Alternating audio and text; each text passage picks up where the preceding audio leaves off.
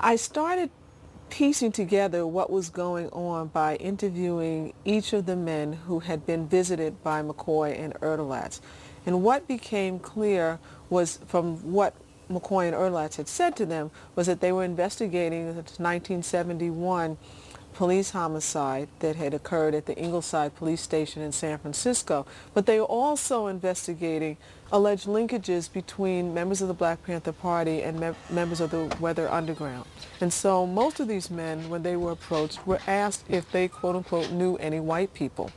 And they were told that the focus of McCoy and Erdelatz's questioning was going to be about their knowledge of white people and not about their knowledge of any alleged crimes or any alleged personal involvement. As time went on, they asked for fingerprints from people, they asked for saliva samples from people, they threatened to use grand jury process in order to gather information from them. So then it became clear that there was more going on than that. There may be a grand jury impaneled investigating the 1971 incident. One night, just out of the blue, sheriff department knocks on my door. I think it's about 6 police altogether, 3 deputy sheriffs. You got 2 FBI agents and 2 people from the state of California. But they came to tell me that they were serving a subpoena for me to appear in front of a grand jury. This is 8:30 at nighttime. I said, well, you know what? I need to contact a lawyer before I acknowledge any of this stuff because I don't understand what's going on.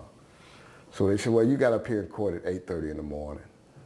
In the last couple of years, I've been finally subpoenaed, fingerprinted, photographed, threatened, flown back and forth at government expense from Los Angeles to San Francisco to appear in front of a grand jury. When I appeared in front of the grand jury, I decided not to testify.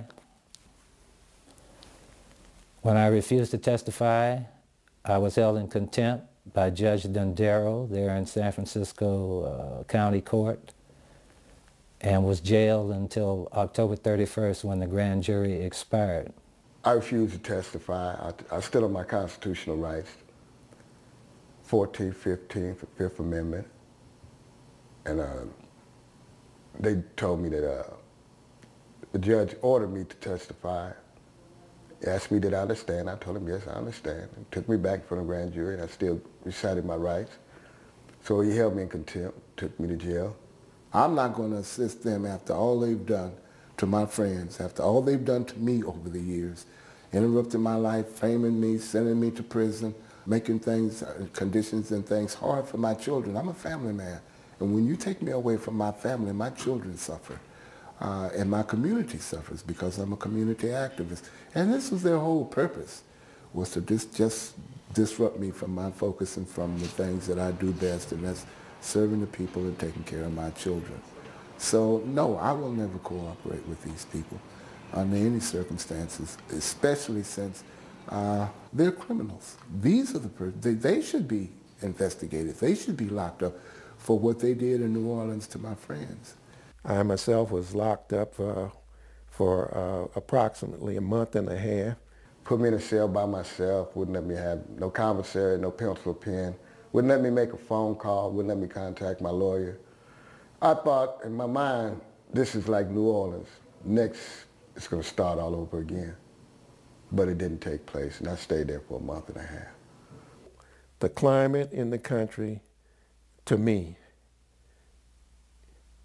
is much like it was back in the 70s, the late 60s, early 70s. It's designed to squash any form of dissent. If you're not going along with the program, then you're a problem.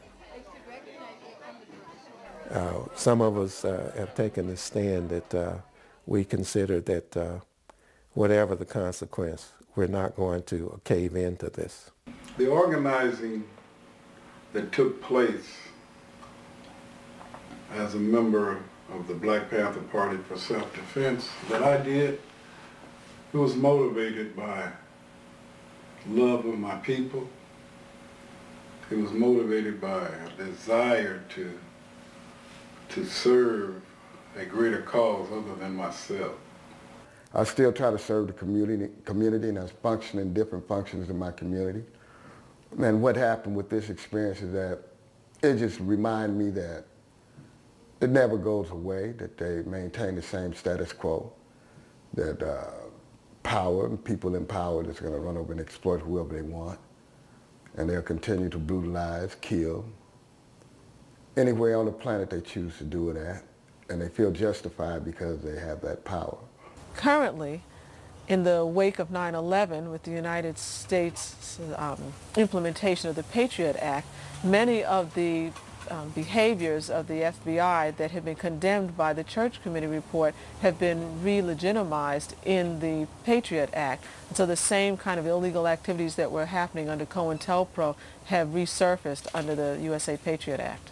Grand juries are being used across the country to intimidate and to put pressure on witnesses to testify about things that they of no consequence in many cases.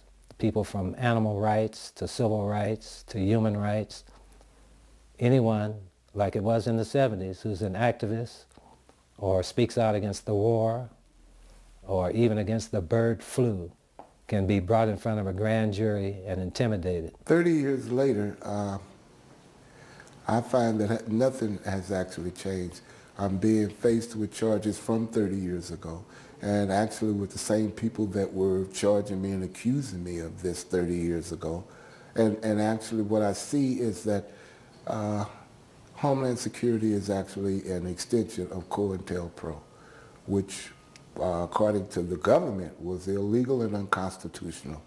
And I'm willing to go anywhere to tell people about this experience and let them know that this still happens, and it happens every day. And not only here, but same thing that's happening in Guantanamo Bay, same thing that's happening in Iraq, Iran, all over the world, same thing that's happening in Africa. Everywhere that he's been able to spread misery and exploit and try to take advantage of world resources. If you got something that the power structure wants, he does whatever he has to do to get it.